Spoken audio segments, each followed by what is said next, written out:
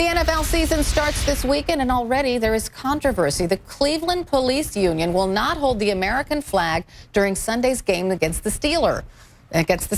The group is protesting the players for taking a knee during the National Anthem during a preseason game against the Giants. It was the largest player protest yet, and the fact that a white player participated had great impact on those who witnessed it.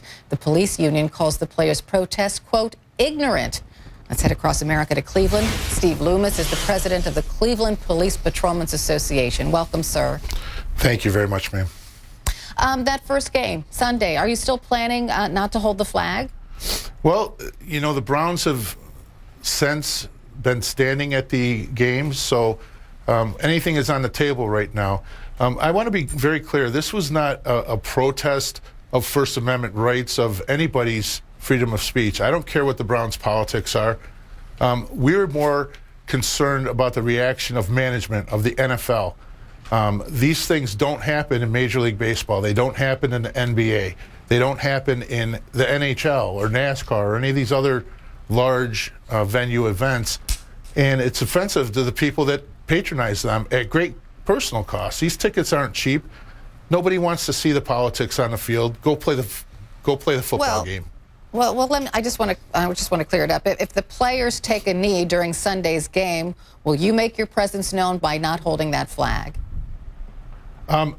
Right now, we don't intend on going back there. We are reaching out to the Browns, though, however, to see if possibly the players would like to go out on that field and hold that flag with us. I think that would be a tremendous statement to make.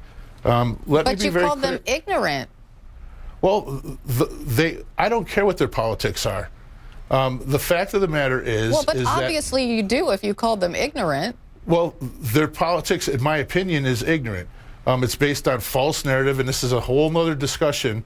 It's based on a false narrative that white police officers are out there murdering unarmed black people at record rates, which is absolutely not true. Ferguson was a false narrative. Baltimore was a false narrative. On and on and on this thing goes. Well, sir, I have to interrupt you because, I'm into total transparency, right? Sure. So, I knew what you were going to say. But since 12-year-old Tamir Rice was killed by Cleveland police 3 years ago, the city has settled 26 lawsuits and paid out more than $13 million over police misconduct. How can you say that police misconduct is not a problem? Key word there being settled. In the Tamir Rice case, absolutely tragic. We've said that from day one. But at the end of the day, so you had all of these lawsuits that were settled, all of the police involved in these lawsuits were completely innocent? I'm not saying that. I have no idea what lawsuits you're talking about. You brought Tamir Rice up specifically. The fact of the matter is that the mayor of the city of Cleveland wrote the Rice family a $5 million or a $6 million check 5 months before any investigation was completed. 4 independent police agencies cleared those officers of wrongdoing. The mayor's own task force cleared them of any administrative wrongdoing 5 months after he wrote a $6 million check. So the key word, again, is settlement here. The city of Cleveland, that's their position. They want to write checks. But there were 26 lawsuits, 26. Well, this is a big city. And the fact of the matter is that these ambulance-chasing attorneys circle this place like sharks, knowing that the city is going to write that check. I believe that the vast majority of police officers are fabulous heroes, and they protect us, and they do their duty. But most police officers would admit there are bad apples, just like there are bad apples in every profession. Absolutely. So you can't like just say, oh, everybody's innocent, and they just settled all these lawsuits and police did nothing wrong. That's ridiculous. I didn't say that. I have no idea. I'm not going to comment on 26 lawsuits that you're alleging the city has settled when I have no idea which ones we're talking about here.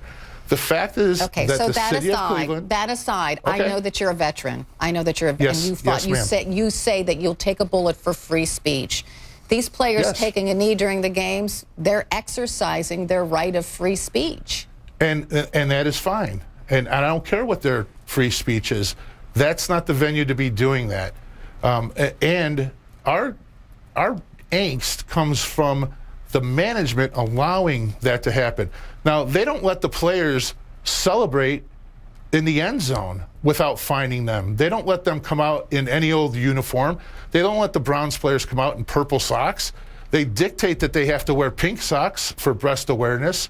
So hiding behind the First Amendment, which any one of us will take a bullet to protect, that's why they're here.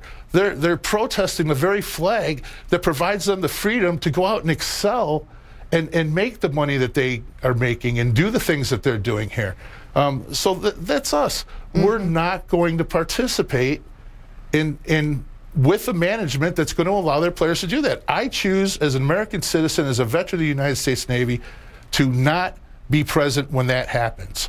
This isn't a protest of free speech. It's not for crying out loud, here in Cleveland, we're a model across this country for the controversies that we've had. We had the RNC here, and it went tremendously. So the men and women of the Cleveland Police Department are absolutely heroic people, as most of them are across this country.